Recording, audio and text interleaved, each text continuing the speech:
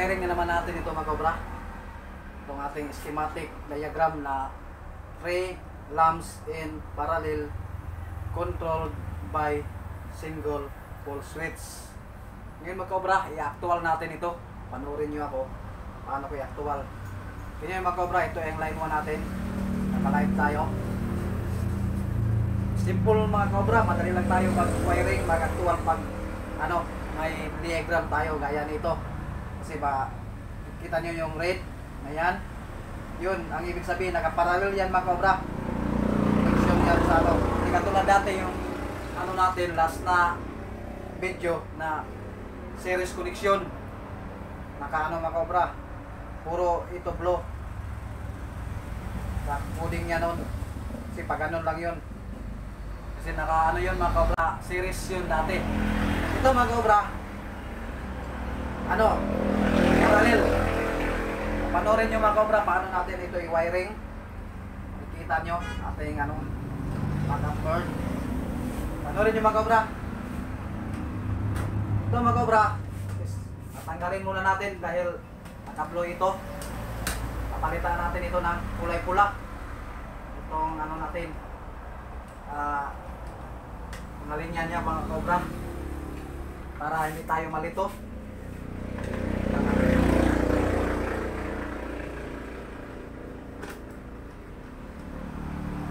Tapos mga cobra, pag ganito mga ilaw, receptacle, makita nyo yung sa gitna, dapat yung sa gitna na yan, dapat yan mga cobra, naka-live siya para hindi masira na madali yung ating ilaw.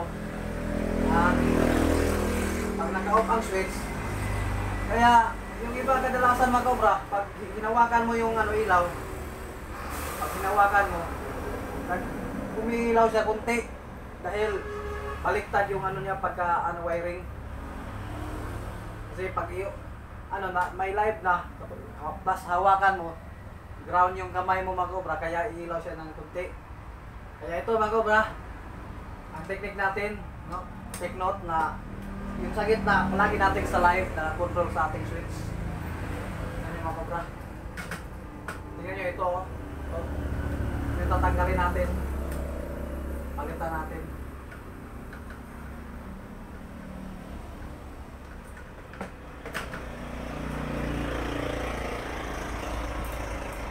Palitan natin ito mga cobra. Palitan natin ng kulay pula.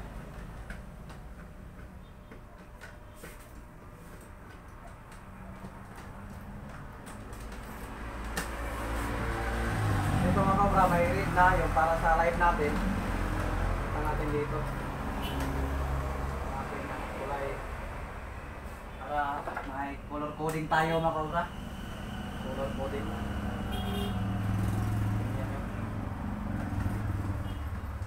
Yun, kadalasan mga cobra, ginagamit pag mag-wiring tayo sa bahay.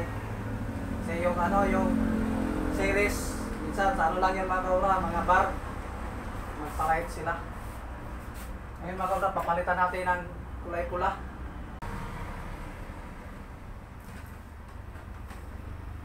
Tingnan nyo mga cobra. Kulay pula at saka red. Gaya rin sa ating mga cobra, kulay.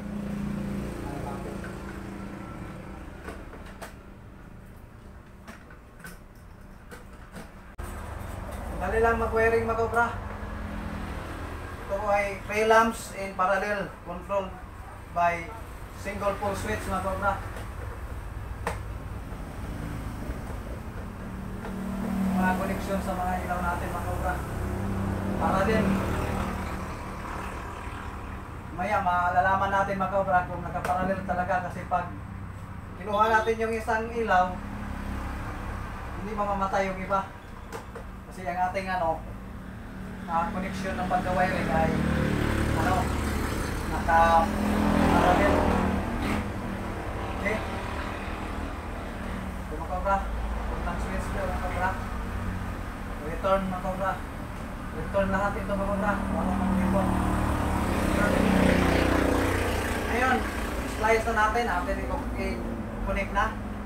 Lorin yung mga cobra. Yun, panoorin natin. Panoorin natin. Splice natin. Ito yung lamp natin na number 3. Splice natin mga cobra.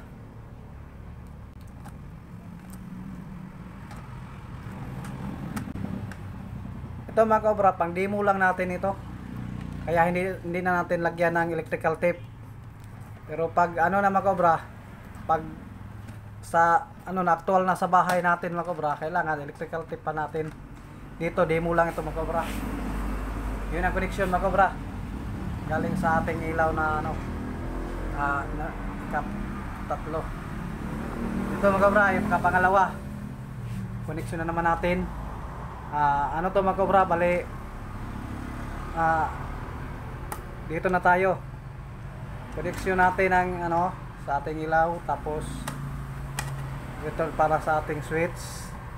Bali naging tatlo na sila mga cobra dito sa junction na to.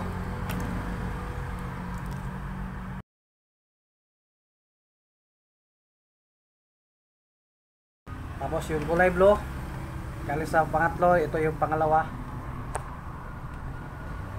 Tapos ito naman mga cobra yung source natin sa neutral, yung line 2 natin sa ating diagram. Ito yung source.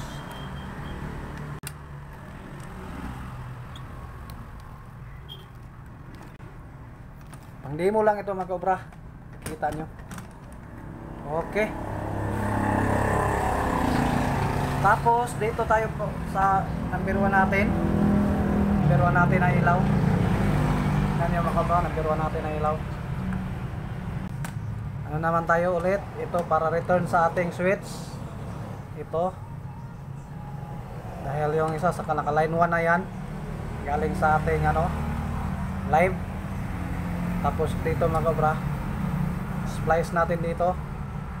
Connect natin sa ating number 1 na switch. Dudugtong natin mga cobra. Simple lang mga cobra. Mag-wiring tayo parallel.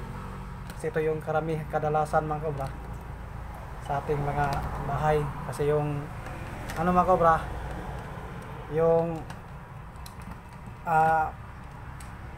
series connection mga cobra, ginagamit lang yun mga cobra sa ano sa mga bar, lalo na yung mag blank mga cobra. Tingnan nyo mga cobra, mula dito mga cobra sa ating ikatlo, tapos dito mga cobra sa pangalawa, tapos dito na tayo sa una mga cobra, unang ano ilaw. Number 1 natin na ilaw mga cobra. Splice natin dito, ito natin dugtong ito, tapos yun mga cobra, yun ang ating ano mga cobra, connection sa ating parallel. Tingnan nyo mga cobra, yun, tingnan nyo. Okay, ating number 3. Ayun naman yung number 2 natin.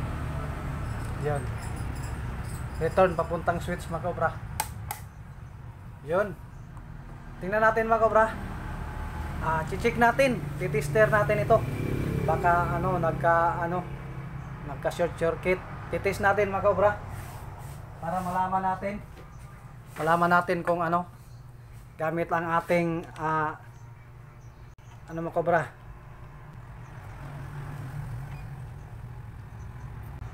clamp meter mga cobra na tester. Ito mga cobra gamit natin. Malalaman natin mga cobra pag ano mga cobra, nagka-short, tumutunog yan mga cobra, umiilaw. Okay, subukan ko mga cobra sa ating ground at saka ano, kita nyo mga cobra, hindi tumutunog, ibig sabihin walang short circuit. Dito naman wala mga cobra, walang tunog, ibig sabihin okay yung pagkaano natin, pagka wiring. Ngayon mga cobra, bago natin papailawin ito, dahil nakikita naman natin pag wiring, pag splice at saka pag bagdugtong, tatago lang natin dito mga cobra para hindi ito mga cobra, para hindi magkasalubong sila, magka-short circuit. Pero pag actual na mag-obra sa ano, kailangan ato ano natin ito, lagyan ng electrical tape, sabi ko kanina nga. Ito cobra, tago lang natin para hindi magkasalubong yan.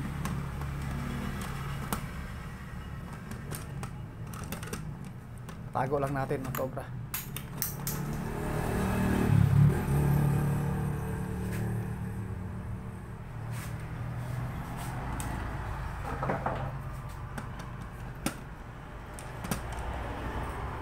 Tago lang natin para malinis. Ito, tago na lang natin dito. Ito mga cobra, pwede na natin na wala naman siya kasalubong, pwede na hindi tago. Okay, tapos ngayon mga cobra, tatakpan natin yun. Okay, yung ano natin mga cobra, yung pag-connect natin sa ano ay okay na, kakonek na tayo ng maayos.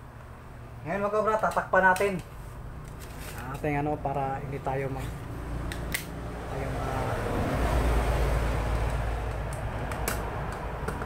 yun mga cobra, tatakpan natin.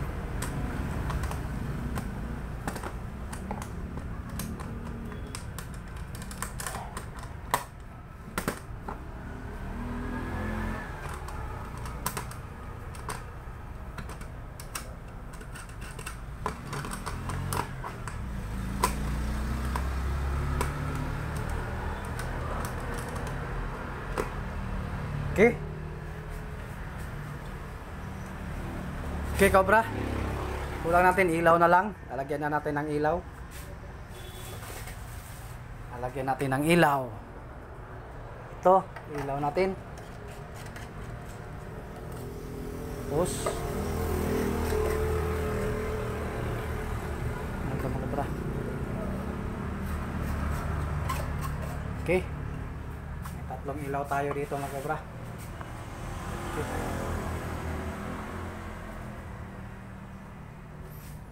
Okay mga cobra, titis na natin ito mga cobra kung tama ba talaga ang ating pag-wiring dito. Check natin kung ilaw ba. Okay, bago sa lahat mga cobra, i-check na natin kung natin circuit breaker. Okay, yun mga cobra, kauna iuuna man natin mga cobra kung iilaw ba. Okay, puno natin ang ating switch. Okay, napapansin nyo mga cobra, nung naka-series light ito, mahina yung ilaw niya, mahina kasi naka-series siya. Ngayon mga cobra, maliwanag na maliwanag siya, malakas yung ano niya kasi 220 ang ating voltahe ng ating source natin mga cobra. Ano mga cobra, subukan naman natin mga cobra, tatanggalan natin kung may papatay ba ito, gaya ng series connection dati nating wiring. Tingnan nyo mga cobra, natanggalan ko. Hindi na mamatay mga cobra kasi nga naka-parallel connection siya mga cobra. Kahit mga cobra, patayin kahit saan dito, hindi na mamatay kasi naka-series yung ating connection kanina. Makita nyo ating diagram, nakita ko. Yun ang parallel mga cobra. Parallel, kung naka-series ito mga cobra, pag tatanggalin natin ang isa, mamamatay siya mga cobra, yung silang lahat. Pero ganito mga cobra, naka-parallel, yun. Tapos maliwanag ang ilaw natin mga cobra dahil 220, di gaya ng kasi nila yung na-balance nila yung ang voltahe ng nila kandong series connection. Hindi siya direct na 220. Ito mga cobra, dali lang sa ating maraming salamat mga cobra. Bago sa lahat, huwag natin kalimutan mag-subscribe sa ating YouTube channel, Dmark Obra po, para po makatulong tayo sa ating mga kabayan na gustong matuto na mag-wiring. Sa sunod, abangan nyo ako mga cobra. Connect tayo mga cobra ng mga cobra, three-way switch. Kukunik tayo para yung hindi pa nakaranas na mag-wiring ng freeway switch. Yun mga kabra, abangan nyo ako sa ating sunod na video. Abangan nyo ako mga kabra. Lalagyan natin dito ng isang switch mga kabra. Sa ating ang freeway switch mga kabra, kukontrolin siya ng dalawang switch sa kahit ilang ilaw mga kabra, isa. Pero kahit saan ka mga kabra, mamamatay siya. Kung gusto mo, halimbawa, sa itaas ka, sa dalawang palapag yung bahay mo, pag nasa itaas ka, pwede yung patayin yung ilaw mo na nakaano sa hagdanan mo. Tapos kung makababa ka naman mga kabra, may switch din na. Yun ang mga kabra gamit, no? Yung pinaka-importante na gagamitin pag mag-wiring tayo, lalo na pag pag dalawang palapag tapos may hagdanan, para hindi ka mahirapan aakyat dito para patayin yung ilaw. Yun, sunod mga kabra. Salamat sa inyong panonood sa aking video. God bless sa lahat mga kabra. Yun, ang ating parallel connection na tatlong ilaw sa ating schematic diagram. Yun po mga kabra. Maraming salamat sa inyong panonood sa aking video. God bless sa lahat.